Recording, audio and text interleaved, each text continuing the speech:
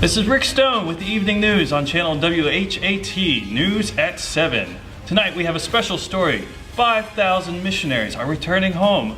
What are they doing? Are they returning to evangelize the hipsters in the Northwest? Or is there some other reason? We'll interview tonight's special guest, a representative of the International Mission Board, to find out.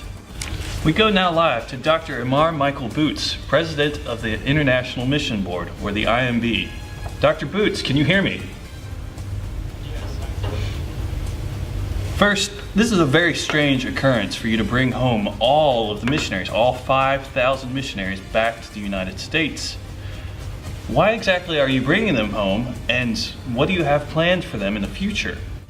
Yeah, basically our tagline is reach your neighbor, reach the world. What we're seeing in the United States is the nations coming to our backyards, and local churches are seeing the nations literally in their neighborhoods. What we're going to do with these 5,000 missionaries that are trained and ready to go is we're going to partner them with churches who are seeing major people groups in their neighborhoods, and first help those churches reach their neighbors for Christ and to see the kingdom advance in that way.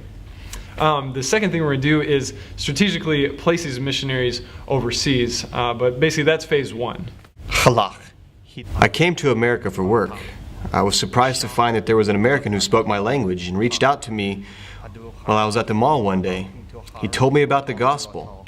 I've since renounced my Islamic beliefs, which has meant separation from my family, but I've now found a new family in my Christian church. Okay, so you shared with us that there's 3 phases, and you just told us the first phase. What's next? Well, let me tell you about phase 2. We call it the connection phase. So as these people groups are being reached under the ministries of local U.S. churches with the help of these trained international missionaries, these new believers are going to be encouraged to share their faith with their families that are still living in their home countries.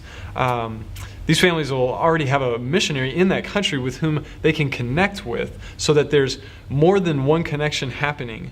That's the beauty of this unified approach. See, together they're going to engage in short-term mission efforts to evangelize alongside international missionaries in that person's home country. So what we have is short-term missions with a purpose and intent for a long-term relationship, both at home with that people group as well as abroad in that people group's home country.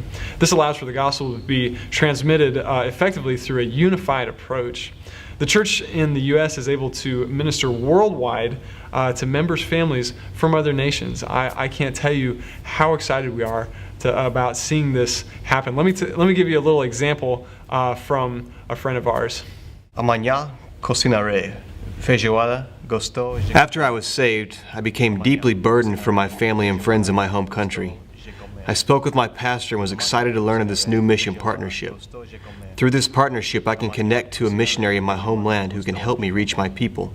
So what you're saying is, after these local churches reach out to the internationals in the communities, these internationals help the people in the church build connections back to their own home countries, like relationships with their friends and families and their former neighbors.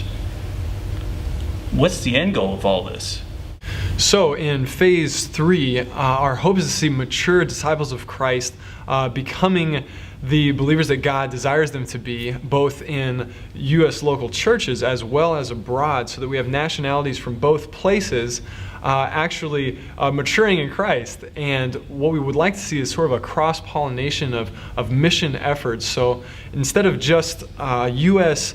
churches sending missionaries out, or the IMB sending 5,000 missionaries out, we're rather creating missionaries all over the world who are going to cross-pollinate. Some will send the missionaries from their home nation back to the U.S. Others will begin to move into other countries where their brothers and sisters have migrated to, and so they'll be establishing churches in other places. And the idea is that this network becomes not just centralized, as in from the U.S. going out, but rather it's going from everywhere and strengthening itself through already given people groups.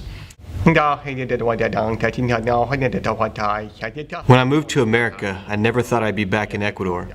Now I'm thrilled to be moving back to the Amazon rainforest to minister among the very people that I left. I'll be working side by side with missionaries who have been preparing the way. The work of my church here and their partnership with the IMB has made this all possible. Hey, these are some large-scale adjustments, alterations, if you will, amendments to the way things are done, modifications to the structure, a reshaping, a refashioning, a revisioning, a redesigning, a transformation! Excuse me. What kind of benefits are you seeking to see from this? Yeah, we're really looking to see all kinds of benefits from this, but I'm going to name just a few. The first one is we want to see local churches have a clear vision and a personal connection to cross-cultural missions, both at home and around the globe. Number two, we were hoping to see a unified approach to short-term mission strategy instead of just sort of a random approach like it is today, but rather we want to see more intentionality come out of that. People in churches are going to have a much more of a tangible investment in what it is they're giving to. I'd like to even say that giving to world missions is going to rise because it's going to be giving to both world outreach and local outreach. Another benefit is we'll be able to find out whether a people group has the Bible translated in their language or not, because we'll have that interaction right in our backyard, so to say, and translation can begin right there at home as well as abroad, and so local churches can partner with the missionaries in the process of getting the scriptures into the hands of those people groups. Another benefit is we want to see national pastors being more efficiently trained, and I think that can happen through this approach because they have a home connection both in their country and in the United States. And finally, we want to see, we expect to see more organic growth happen that capitalizes on the speed of communication and travel. And just an addition, some of you may be wondering what rural churches would do, those churches that don't seem to have a people group in their backyard, so to say. What our plan and our strategy is to see those rural churches still find a people group that they can connect with and invest in, and perhaps their short-term missions will look like going to more urban areas to find those people groups and minister to them, since traveling overseas can be very expensive and a rural church may not have the finances to be able to do that, but they can begin to partner with perhaps a larger urban church or a more urban church that can connect them with those people groups, and then find those missionaries that are sent out to those places and minister in that way. Well, thank you very much for your time, Dr. Boots. Yeah, thank you. Thanks for having me. We have to go to commercial right now. After the break, a special investigative reports. Is 3 book reviews too much for a seminary winter term class? We'll have the answer in 60 seconds.